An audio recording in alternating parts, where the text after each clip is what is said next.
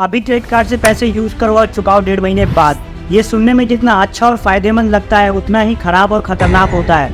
आपने कभी सोचा है क्यों बैंक आपके पीछे जितना क्रेडिट कार्ड देने के लिए भागते हैं उतना एफर्ट तो बैंक अपने बैंक में आपका अकाउंट खुलवाने के लिए भी नहीं करते, जबकि बैंकों की शुरुआत ही इस काम के लिए हुई थी। क्रेडिट कार्ड क्या है, वीजा और मास्टर कार्ड क्या है, और क्यों डेबिट कार्ड और क्रेडिट कार्ड पर वीजा और मास्टर कार्ड का नाम लिखा होता है जबकि कार्ड तो बैंक का होता है। ज्यादातर दुकानदार कार्ड मशीन से पेमेंट लेने में आनाकानी क्यों करते हैं, और जो पेमेंट लेते हैं वो 2% चार्ज काटते हैं। तो हम ये छोटी सी चीज करके अपने 2% बचा सकते हैं और ऐसे दुकानदारों की मशीनें तन बंद करवा सकते हैं। अगर किसी ने क्रेडिट कार्ड से लाखों की शॉपिंग कर ली और उसकी डेथ हो जाती है तो उसका सारा पैसा कौन भरेगा? मरने वाले के परिवार वाले या बैंक उन पैसों को भूल जाएगा? क्या हमें क्रेडिट कार्ड लेना भी चाहिए या नहीं, और हमें क्या गलतियां करने से बचना चाहिए ताकि हम कभी भी क्रेडिट कार्ड के कर्जे के जाल में ना फंसे? क्रेडिट कार्ड सबसे पहले शुरू हुआ था 1920 में अमेरिका में, और भारत में इसकी शुरुआत हुई थी 1980 में। पहले हम बैंक जाते थे पैसा जमा करने, निकालने या फिर लोन लेने, तो बैंक में पैसा जमा करने और निकालने वालों की भीड़ लग जाती थी। इसीलिए बैंक ने डेबिट कार्ड लॉन्च की। डेबिट कार्ड बैंक की तरफ से उसे दिया जाता था जिसका उस बैंक में सेविंग अकाउंट हो। अब बचा लोन, तो लोग बैंक लोन लेने के लिए तभी जाते थे जब लोगों को किसी बड़े अमाउंट के लोन की जरूरत होती थी, क्योंकि लोन की एप्लीकेशन और डॉक्यूमेंटेशन करने वाला टाइम बहुत ज़्यादा होता है। छोटे अमाउंट के लिए लोग बैंक नहीं जाते थे और इसी गैप को भरने का काम किया क्रेडिट कार्ड ने।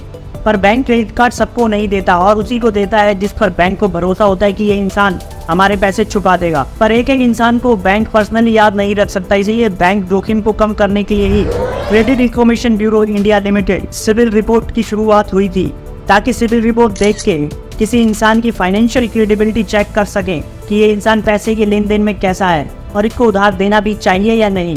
सिविल रिपोर्ट आज के टाइम में इतनी इंपॉर्टेंट हो गई है क्योंकि किसी भी तरीके का लोन हो बैंक यही रिपोर्ट चेक करता है सबसे पहले। आपको याद होगा जब डेबिट कार्ड बैंक ने लोगों को दिए थे तो आप सिर्फ उसी एटीएम से पैसे निकाल सकते थे जिस बैंक का आपके पास डेबिट कार्ड होता था। एग्जाम्पल के लिए अगर आपके पास पीएनबी बैंक का डेबिट कार्ड है तो आप सिर्फ पीएनबी बैंक के एटीएम से ही पैसे निकाल सकते थे। हालांकि सारे बैंक चाहते तो वो एक दूसरे बैंक के कार्ड यूज करने दे सकते थे लोगों को, पर वो ऐसा नहीं करते थे क्योंकि ऐसा करने से कस्टमर्स की डिटेल भी बैंकों को एक दूसरे के साथ शेयर करनी पड़ती, और कोई भी बिजनेस अपने राइवल कंपनी के साथ अपने कस्टमर्स का डाटा शेयर नहीं करेगा। और तभी इंडिया में आई वीजा और मास्टर कार्ड जैसी अमेरिका की नेटवर्क कंपनियां, और इन्होंने बैंक को बताया कि ऐसे तो हर बैंक को बहुत सारे पैसे लगाने होंगे पूरे देश में अपने अपने एटीएम लगाने के लिए, तो आप लोग एक दूसरे के एटीएम कार्ड एक दूसरे के एटीएम मशीन में यूज करने दो लोगों को, और आप अपने कस्टमर्स की डिटेल हमें दो। हम वेरिफिकेशन के बाद ट्रांजैक्शन पूरा करेंगे बिना एक बैंक के कस्टमर की डिटेल दूसरे बैंक को शेयर किए। इससे बैंकों को भी हर जगह अपने एटीएम नहीं लगाने पड़ेंगे, और यही कारण है कि अब हम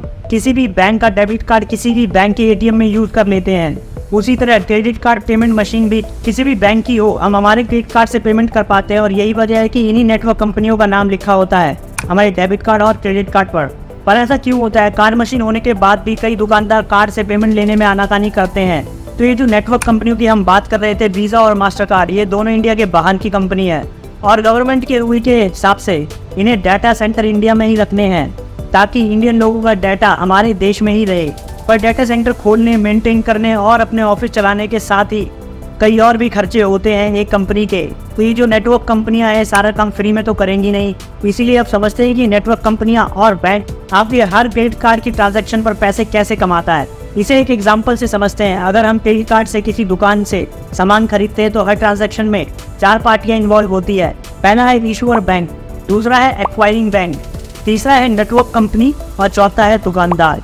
नेटवर्क कंपनी का आपको पता ही चल गया है। इशूअर बैंक होता है जिस बैंक का आपके पास क्रेडिट कार्ड है। एग्जाम्पल के लिए आपके पास पीएनबी का क्रेडिट कार्ड है तो इस केस में पीएनबी बैंक होगा इशूअर बैंक। एक्वायरिंग बैंक होता है जिस बैंक की मशीन दुकानदार के पास है। मान लेते हैं दुकानदार के पास सिटी बैंक की मशीन है तो इस केस में सिटी बैंक एक्वायरिंग बैंक होगा, और चौथा होगा दुकानदार। मान लीजिए आपने 10 रुपए का सामान अपने पीएनबी बैंक के क्रेडिट कार्ड से खरीदा और दुकानदार ने सिटी बैंक की मशीन से पेमेंट की, तो इस केस में पीएनबी हो गया इशूअर बैंक और सिटी बैंक हो गया एक्वायरिंग बैंक।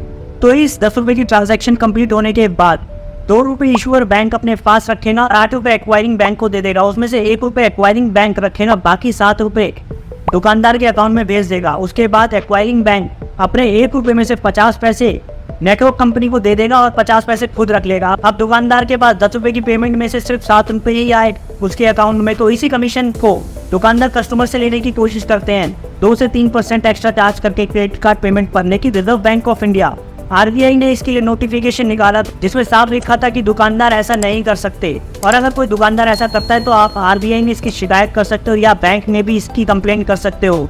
और बैंक को निर्देश है कि वो ऐसे दुकानदारों की POS point of sale machine को टर्मिनेट करके ऐसे सेलर को ब्लैक लिस्ट कर सकती है। जो ट्रांजैक्शन की कैलकुलेशन आपको बताई वो सिर्फ आपको समझाने के लिए है, बाकी एक्चुअल ट्रांजैक्शन चार्ज फी अलग होती है। और ऐसे करके सबसे ज्यादा एक ट्रांजैक्शन पर प्रॉफिट कमाता है इशूअर बैंक। और ये तो एक तरीका है, इसके अलावा भी और कई तरीके हैं इशूअर बैंक के पास पैसे कमाने के, जैसे late fee charge, transaction charge, annual fee, cash withdrawal fee, EMI interest के साथ ही और भी कई तरीके हैं पैसे कमाने के लिए। इसीलिए सब बैंक चाहते हैं कि वो इशूअर बैंक बने रहे। यही कारण है कि बैंक इतना एफर्ट लगाते हैं आपको क्रेडिट कार्ड देने के लिए और बढ़िया बढ़िया ऑफर देते हैं ताकि हर ट्रांजैक्शन में बैंक इशूअर बैंक बने। हालांकि अपनी जेब से कोई भी कंपनी किसी को कुछ नहीं देती, तो यहाँ भी बेनिफिट और रिवॉर्ड था, आपसे ही कमाई हुई कमाई का थोड़ा सा हिस्सा आपको दे दिया जाता है। क्रेडिट कार्ड बिल साइकिल 1 महीने का होता है और बिल पेमेंट करने के लिए अगले 10 से 20 दिन दिए जाते हैं। मान लेते हैं 22 फरवरी से 22 मार्च तक जो भी कार से खर्चा हुआ उसका बिल बनेगा 22 मार्च की रात को, मतलब अप्रैल 2 या 3 तक आपको पेमेंट करनी होगी। पर अगर आप कार का यूज 23 मार्च को करते हो तो बिल बनेगा 22 अप्रैल को और पेमेंट करनी होगी 3 मई के आसपास। तो इस तरह 40 से 50 दिनों का टाइम मिल जाता है कस्टमर को। में भी बैंक का ही फायदा होता है क्योंकि इतने दिनों में कई लोग ऐसे होते हैं जो अपनी इनकम से ज्यादा खर्चा कर देते हैं, ये सोचिए कि अभी बहुत टाइम है, पैसे भर देंगे जब भी बिल आएगा, पर फिर बिल आने पर पूरा पैसा नहीं भर पाते और बैंक की रिकवरी कॉल और पूरे पैसे ना होने की वजह से मिनिमम ड्यू पेमेंट कर देते हैं। और ऐसे ही फिर वो लोग क्रेडिट कार्ड के कर्ज के मगर जाल में फंस जाते हैं क्योंकि मिनिमम ड्यू पेमेंट करने के बाद आपको आपके पूरे बिल पर इंटरेस्ट देना होता है और बैंक चाहता ही है कि आप मिनिमम ड्यू पेमेंट करो ताकि बैंक को इंटरेस्ट मिल पाए, और ये इंटरेस्ट 28 से 35% तक भी जाता है। तभी तो 2000 के क्रेडिट कार्ड के बिल पर मिनिमम ड्यू पेमेंट सिर्फ 100 रुपए के आसपास होती है। इसलिए क्रेडिट कार्ड उतना ही यूज करें जितना बिल आने पर आप इसका पूरा बिल चुका सके, कभी भी मिनिमम ड्यू पेमेंट करने के चक्कर में ना फंसे। पर्सनल लोन, क्रेडिट कार्ड के बिल ये सब अनसिक्योर्ड लोन में काउंट होते हैं। तो अनफॉर्चुनेटली अगर किसी इंसान की डेथ हो जाती है बिना पर्सनल लोन या क्रेडिट कार्ड का बिल चुकाए तो बैंक उसके परिवार वालों को परेशान नहीं कर सकते बिल पेमेंट करने के लिए जब तक कि ज्वाइंट क्रेडिट कार्ड ना हो। मतलब जैसे ज्वाइंट बैंक अकाउंट खोले जाते हैं वैसे ही 2 लोग मिलके क्रेडिट कार्ड लेते हैं, उस कंडीशन में दूसरा इंसान जो जिंदा है वो बिल भरने के लिए लायबल होगा। और इसमें यह बात भी ध्यान रखने वाली है कि किसी भी क्रेडिट कार्ड होल्डर की डेथ के बाद वो कार्ड यूज नहीं करना चाहिए और कार्ड को बंद करवा देना चाहिए ताकि ऐसे कार्ड से फ्यूचर में भी कभी कोई फ्रॉड होने के चांसेस ना हो। अब बात कर लेते हैं हमें क्रेडिट कार्ड लेना भी चाहिए या नहीं।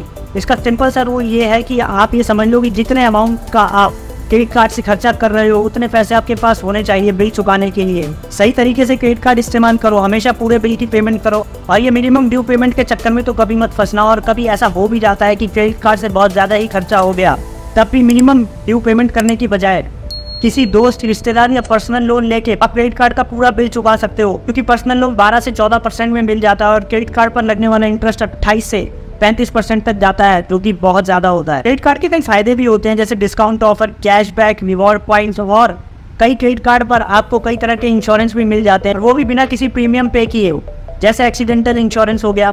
ये इंश्योरेंस बैंक की तरफ से दिया जाता है, लेकिन अलग अलग क्रेडिट कार्ड की अलग अलग शर्तें होती हैं। जैसे एग्जाम्पल के लिए 128 दिनों में एक बार जरूर इस्तेमाल होना चाहिए कार्ड, या कम से कम 5000 रुपए की ट्रांजैक्शन होनी चाहिए 3 महीने में। ये सब टर्म एंड कंडीशन आप अपने बैंक से पता कर सकते हो या फिर ऑनलाइन चेक कर सकते हो।